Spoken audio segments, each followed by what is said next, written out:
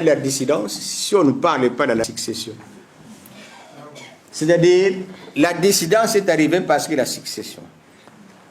Cette partie, beaucoup de gens, surtout moi, Zako, j'étais savonné, tout le temps j'y riais, mais ça ne me touche pas. J'ai toujours dit non, ils n'ont pas tort. Ils sont mes frères. Quelles que soient les injures, s'il faut manger, je mange. S'il faut dormir, je dors. S'il faut rire, je ris. Ce n'est pas de leur faute parce qu'ils étaient déjà récupérés. Les origines de cette affaire-là de l'église Mangis, la dissidence, mais a commencé en 1921. L'Occident, quand il a vu que tout est parti, que Mbango a récupéré la situation, ah mais il ne pouvait pas laisser son fils, qui a témoigné devant l'Occident. Est-ce que vous pouvez comprendre, à l'âge de 7 ans, les conseils de guerre à l'époque, ce n'est pas d'aujourd'hui où vous allez négocier, de 1921, que représentait l'homme noir à cette époque-là. Il est encore, je ne sais pas, si jusqu'aujourd'hui vous allez dans certains coins de notre pays ou d'Afrique, il n'y a même pas de route. Ils ne connaissent même pas de vélo, encore moins la voiture. Mais à 21,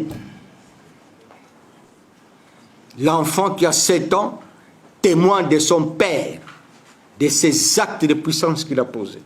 Ah mais le blanc de Rossi n'a pas mâché le mot, il a tapé sur la table. Parce que De Rossi, c'était l'Italien, mais il connaissait bien le Congo. Il était en Équateur, plusieurs fois en Équateur, plusieurs fois partout.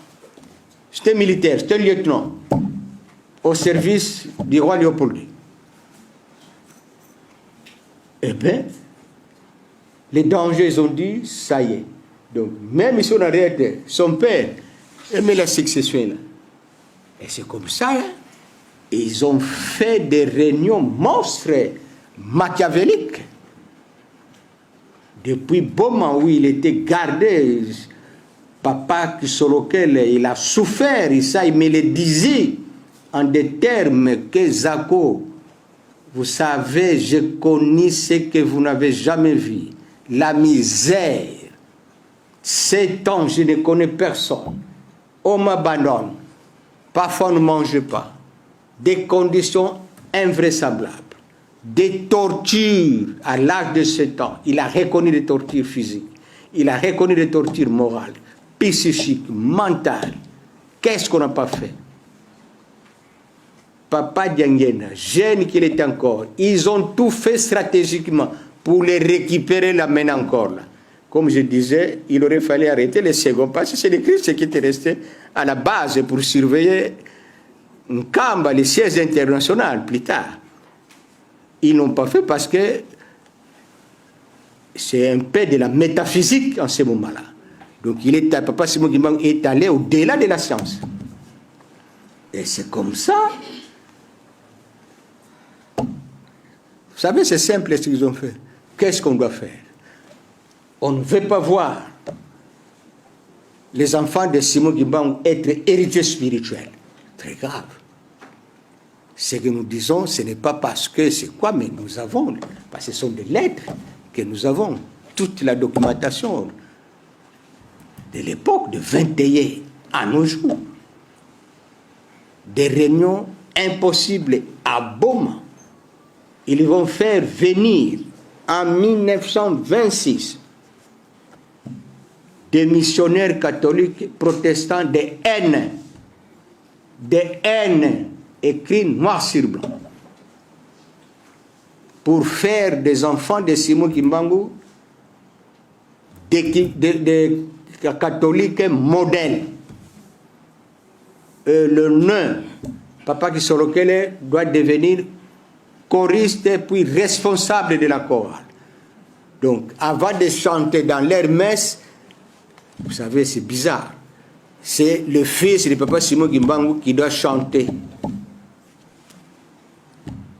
Papa Diangena, on doit faire de lui responsable de la jeunesse, c'est-à-dire le scoutisme.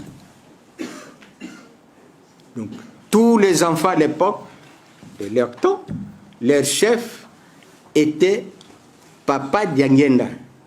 en ce qui concerne le mouvement des scouts. Et objectif n'est jamais accepté que ces enfants deviennent des héritiers spirituels. De deux,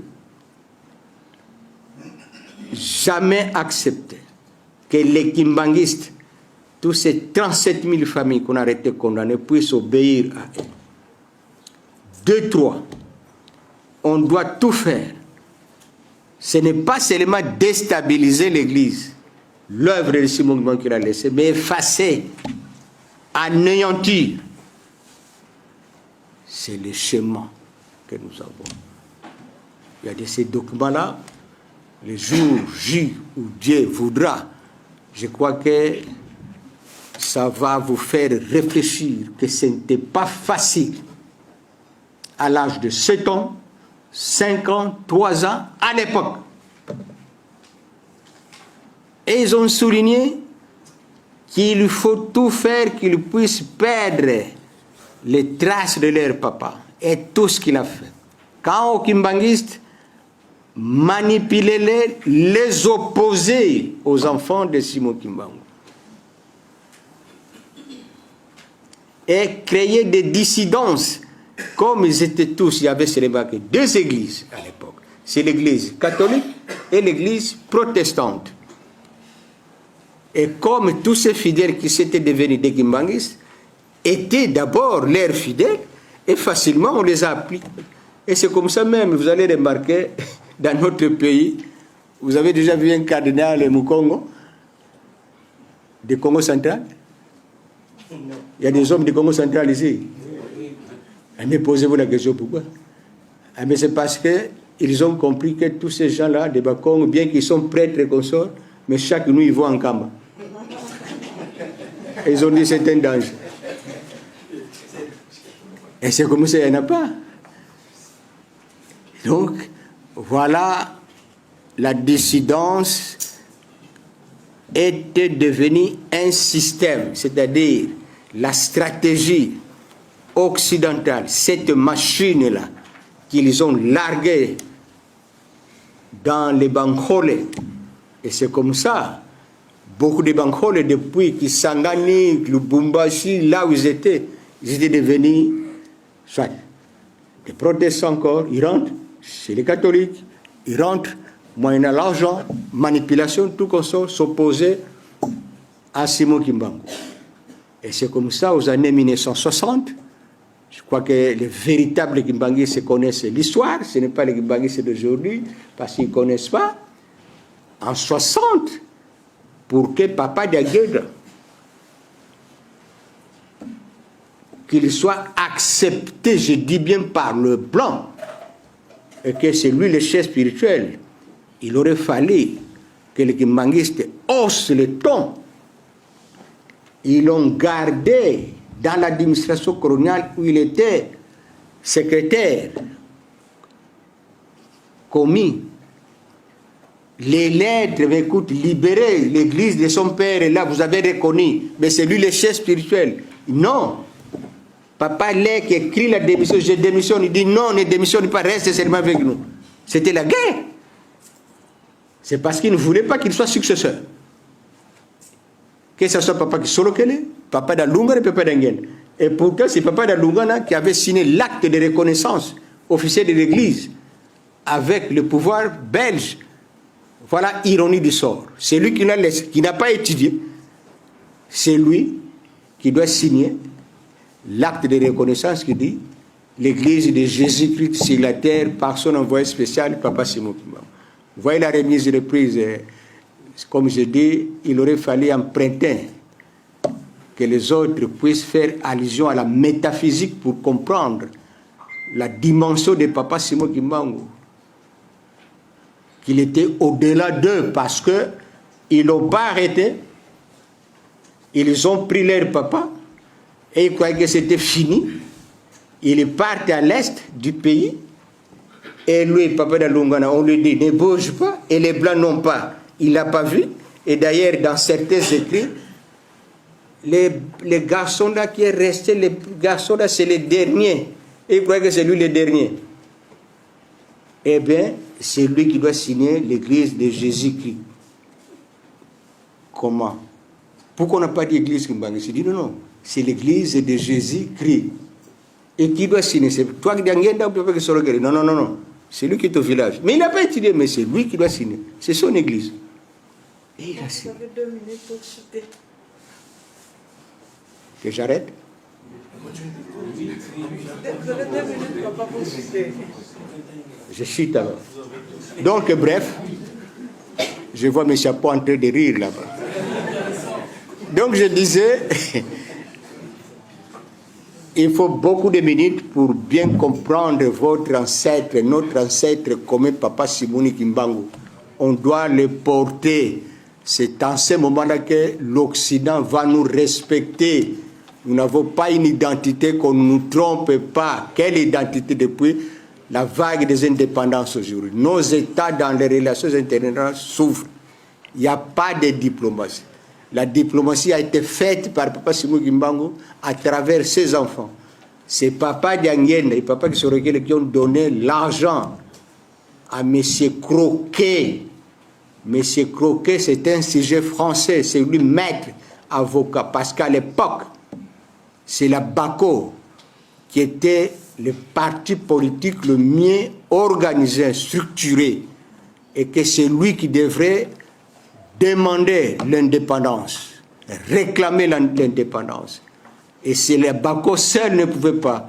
Ils étaient tout le temps, toutes les nuits en Kamba, à Tchela Boma. C'est Papa qui Sorokele, parce que le roi Baudouin Ier, sur ce qui a été conclu par rapport aux retombées de 1921 de 6 avril, le grand-père avait dit à son fils qui Sorokele, c'est toi qui dois aller le voir. N'allez pas poser des questions. Vous lui dites seulement, est-ce que vous êtes d'accord de nous donner l'indépendance spirituelle avant l'indépendance politique? Oui. Est-ce que vous allez nous donner l'indépendance politique? Oui, mais quel jour, quelle date et quel mois? Et pour les Noirs du monde, et pour la sous-région, parce que c'est la Belgique qui était l'investigateur, c'est lui. Et par la Belgique, tout a été accordé, et c'est Papa Simoni Kimbangu. C'est comme ça, si vous négociez avec Papa Simoni Kimbangu, ça va aller. Les contraires, ce sont des échecs. Bref, la dissidence, c'est la machine occidentale qui est restée pour continuer à paralyser. Pour preuve, ils ont dérangé Papa Kisorokele, ils ont dérangé Papa Dalungana, Papa Dangène. Et Papa Dangène, pour qu'il devienne chef spirituel, c'était sérieux, c'est grave. Les ouvrages sont là. Et alors, la dissidence, c'est depuis aux années 1980 que les papas nous disaient, il faut faire attention avec tous ces gens qui vous entourent. Papa, pourquoi? Ils sont dangereux. En aimant, ils nous coupent, ils sont dangereux. Quand vous allez parler avec l'autre, il vous appelle, viens. Bon, écoute, c'est ton ami, vous connaissez comment? Attendez, ne les fréquentez plus. C'est-à-dire, les parents nous préparaient. Ils savaient qu'il doit avoir... Ils ne nous ont pas craché. Ils nous ont dit, vous êtes déjà infiltrés. Papa Dangène a dit, parmi vous déjà, il y a des sorciers. Papa Mbanza disait, parmi vous, il y a des gens qui souhaitent ma mort. Et quand nous nous serons pris, la guerre va commencer ici. Ici, au centre d'accueil. Tous les Kimbanguis le savent. Ce n'est même pas un secret. Papa Dangène apporte 2 paires de chaussettes. Il dit, ça va commencer dans ma maison, ce que le papa avait dit. Et Papa Lek a fui mon coteau, il est venu dormir ici. Il a dit à tout le monde que maintenant je suis alors locataire ici au centre d'accueil. Papa, pourquoi? Mais c'est parce qu'on a déstabilisé toutes mes installations spirituelles avec lesquelles je communiquais avec mon père. Donc, il savait déjà que la dissidence est là. Mais tout le monde savait qu'il y a un successeur. Et que Papa Simoni Kimbangu doit être le successeur de leur papa. Tout le monde le sait. Ils le savaient tous, parce qu'il avait dit ça en 1951. Mais parce qu'il y avait la pression occidentale, et voilà comment la dissidence n'est pas soutenue par d'autres personnes, mais c'est l'extérieur. La dissidence est soutenue à l'extérieur. C'est l'Occident. C'est ceux-là qui sont venus, ce sont eux qui soutiennent. C'est planifié depuis là-bas. Et comme les parents nous ont avertis, on a pris des dispositions. C'est pour ça que nous avons dit, nous n'avons pas peur parce qu'ils ont tout planifié et nous savons là où nous allons. Il n'y a pas à craindre. Il est le chef spirituel. La succession continue. Je dis et je finis. Merci beaucoup, Papa. Je me présente, Saint-Hervé Bouillon-Wagon.cd. Les États africains ont accédé aux indépendances, mais dans votre travail, vous parlez des États importés et des indépendances nominales. Si vous pouvez nous éclairer, parce que c'est le terme que vous avez utilisé de votre travail. Merci. Vous savez, comme j'ai dit ça tout à l'heure,